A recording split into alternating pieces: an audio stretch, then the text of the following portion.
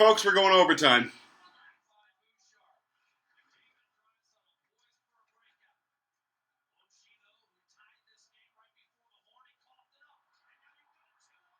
Here we go! Here we go! Yeah! Woo-hoo! McDavid, baby! Woo-hoo-hoo! Hey, we got a win on Beef on Ice. Woohoo! In overtime. Well done.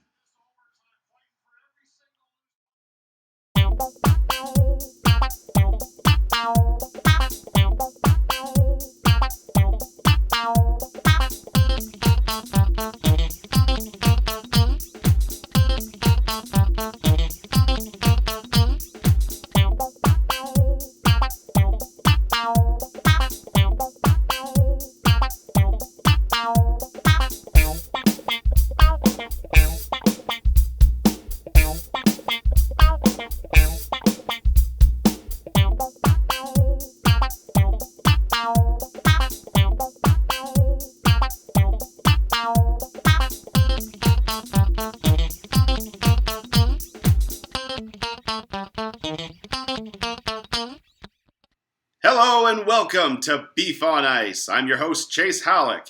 This is the Beef on Ice post-game show, and I'm here to give you my take on tonight's win.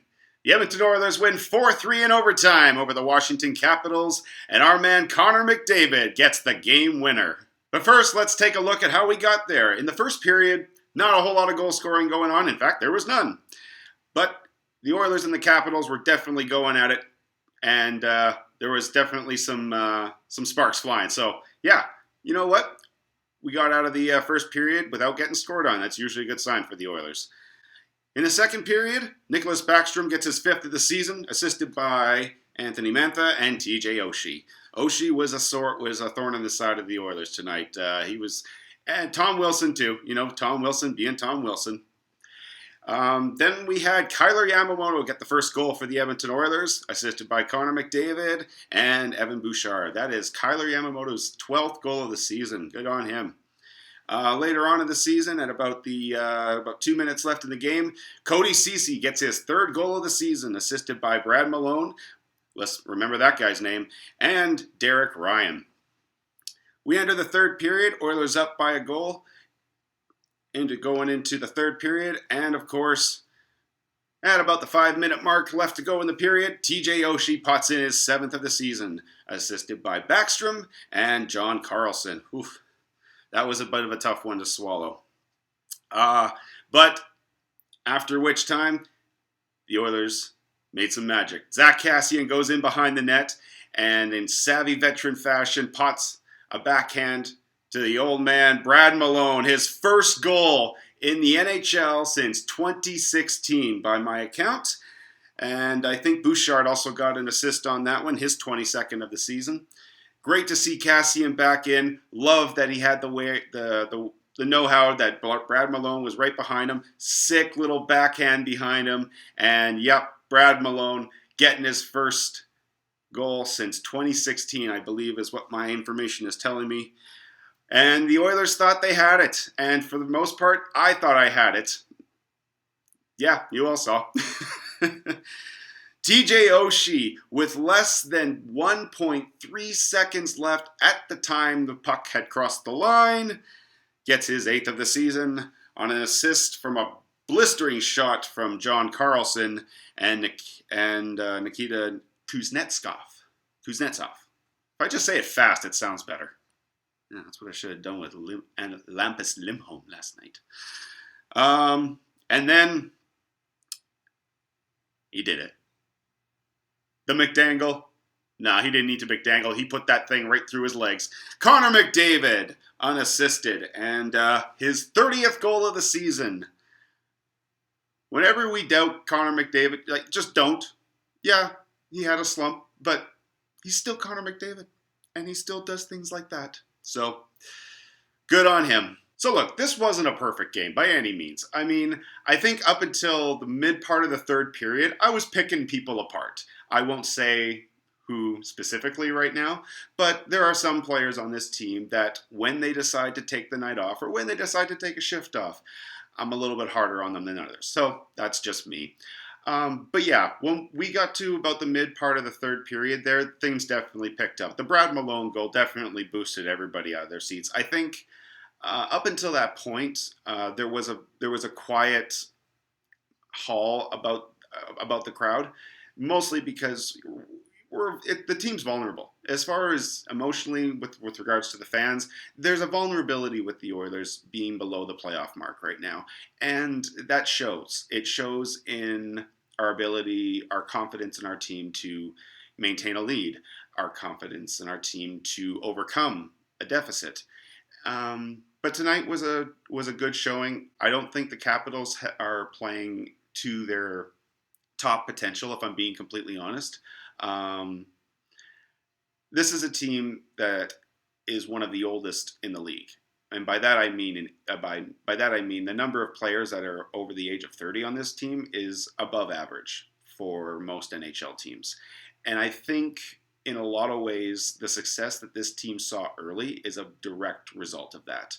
And that's, to the credit of the coach and the GM of the Washington Capitals. You all know who he is. You all know who he coached at one point in the past. So I don't say his name. Anyways, said coach of the current Washington Capitals, he's got a bunch of vets on his team. He's got a bunch of old men who, for the most part, are some of the most athletic people in the planet. So, but the NHL is a young man's league, and I think this team is starting to see that and feel that in their bodies. So Washington, in my opinion, definitely not playing up to their snuff, and that has a direct correlation on the success of the Oilers. I said it during the last show. This team sorely misses Ryan Nugent-Hopkins. I mean, the guy is a power play specialist, and he's on the penalty kill with Zach Hyman. And when those guys are on the penalty kill together, they're dangerous. They're usually used at the end of a penalty kill to get that offensive jump, and they are. They're great. Both of them are fantastic forecheckers, and they're dangerous with the puck. Like Zach Hyman, you've seen it. This guy loves getting in and around the net, and he will drive in positions where most players wouldn't. And yeah, we're missing Jesse Puljujärvi. The guy is a fun guy to have around the room. He is. And, the whole Bison King thing is just awesome. If the Oilers make a playoff run, that's a story we're going to be telling each other 10 years from now. Remember the Bison King? Man, that was cool. Did you get a t-shirt? I got a t-shirt. So we'll go over the 3 stars of the game tonight. Your third star from the Washington Capitals, TJ Oshie. 2 goals, an assist, 19 minutes and 29 seconds of ice time.